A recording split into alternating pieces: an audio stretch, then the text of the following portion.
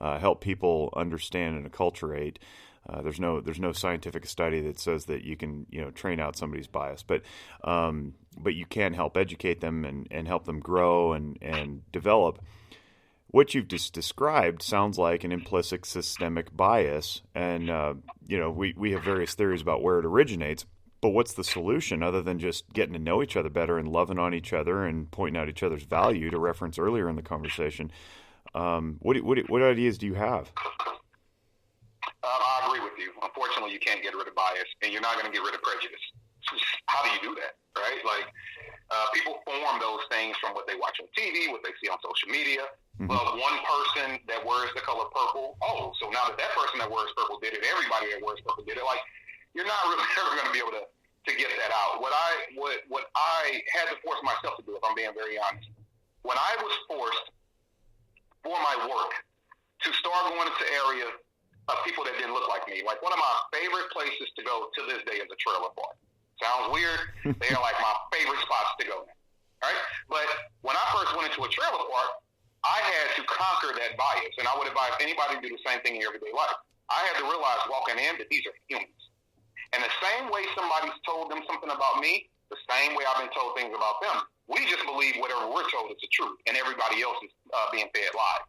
That's not the case. That's like the three-way mirror. That's just really not the case. No, you could be getting fed the same lies that they're being fed. You got to stop believing everything you hear is God's gospel. It's not. So I had to realize, like, you know what? People have told them these things about you. People have told them these things about you. While I'm here to talk to them, to work with them, to build a relationship, then I need to be careful about reinforcing their bias. But I do want to change it, and I need to be careful about how I'm looking at them, because I don't want to project things upon them that they don't deserve.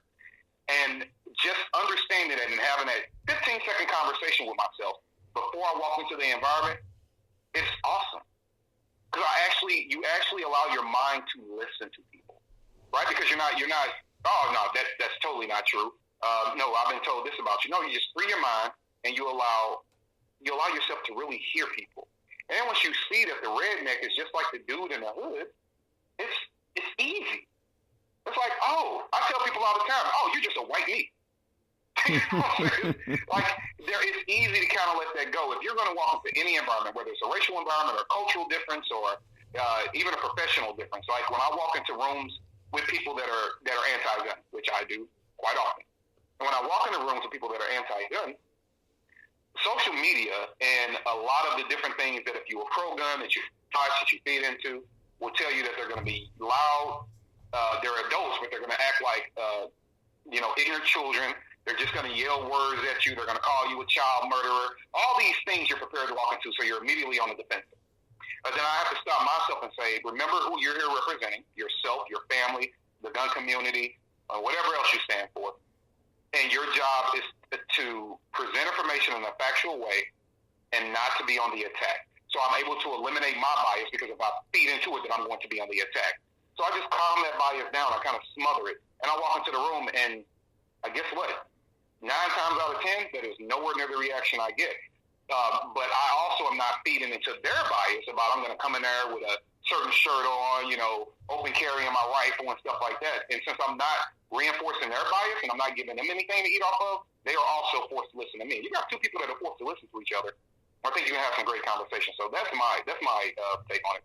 I think that's good feedback for anybody listening who would ever have an interaction with a human, because we all have our biases, and we tend to gravitate toward the ones that are dangled in front of us through common media like race and socioeconomic disparities and political disparities, but we forget about clothing. We forget about neighborhoods. We forget about all sorts of other cultural things. And my profession has been put on pins and needles, I think largely through academia, trying to tell us that we need to be quote unquote competent in all cultures, which simply isn't possible, because there's, again, an infinite list of cultural possibilities that could present in someone's life or in a session. So again, I tend to, like you, retreat to well, human being. What is common among human beings? Emotions are common. Thinking is common. Love is common.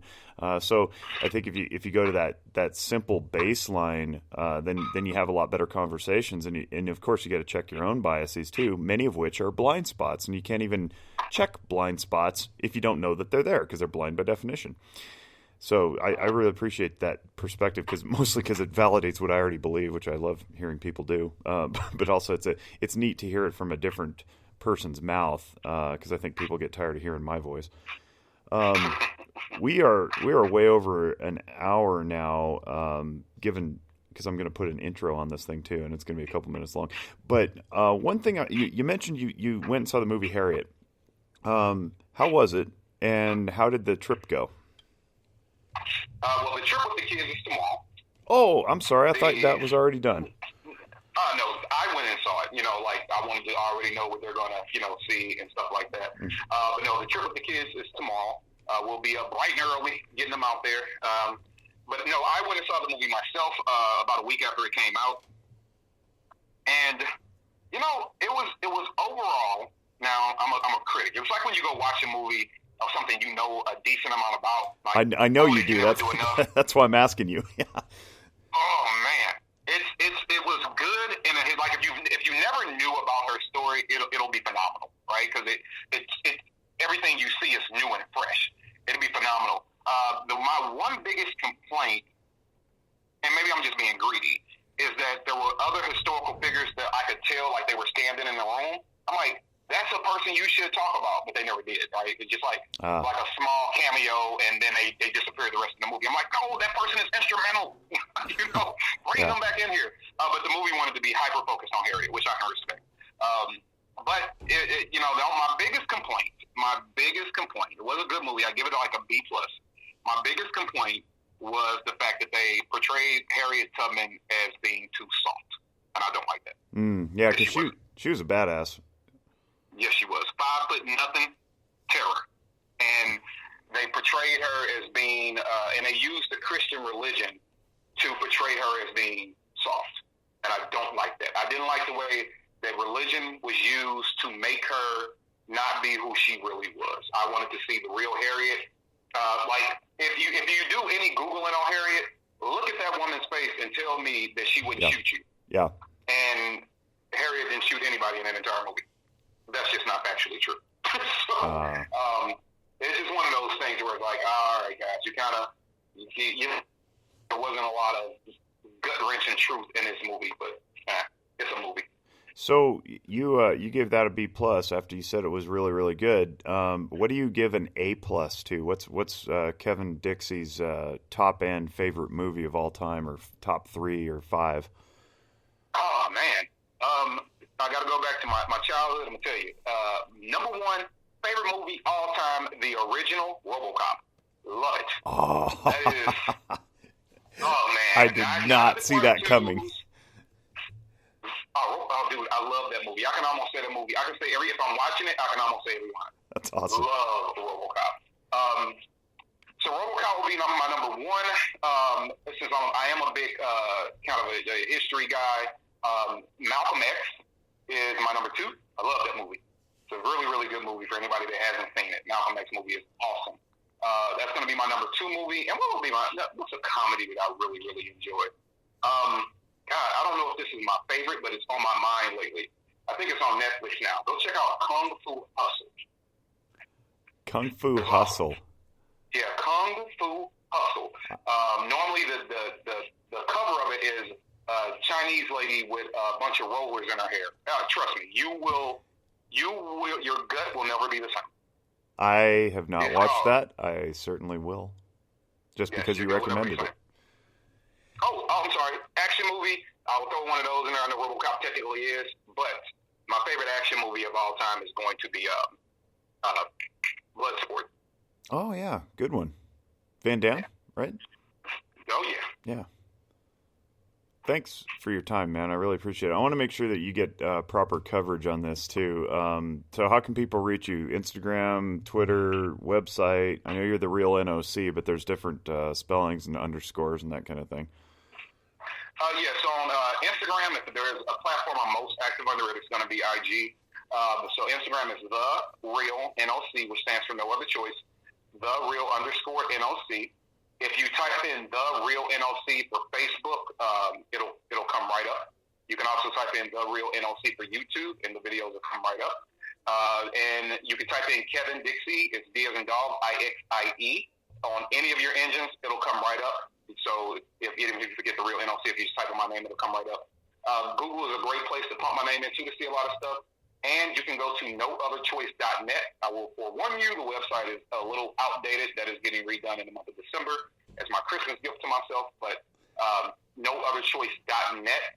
And if you want to reach out, especially if you want to donate, it would greatly be appreciated. That's GoFundMe/aiming for the truth. That's GoFundMe.com/aiming for the truth.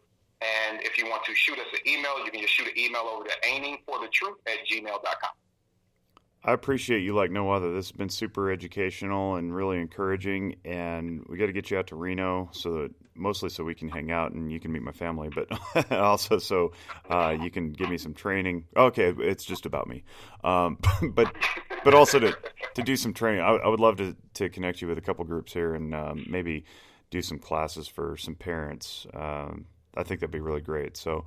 Thank you so much, Katie. I love you much. I'm really glad we met a couple months ago, and I look forward to all that's coming our way in the future. You're doing good stuff, and I love it. All right, man. Greatly appreciate you as well. Thank you so much for your time today. Well, on behalf of the Noggin Notes team and the Zephyr Wellness family, we wish you all great mental wellness. We'll see you next episode. Bye-bye.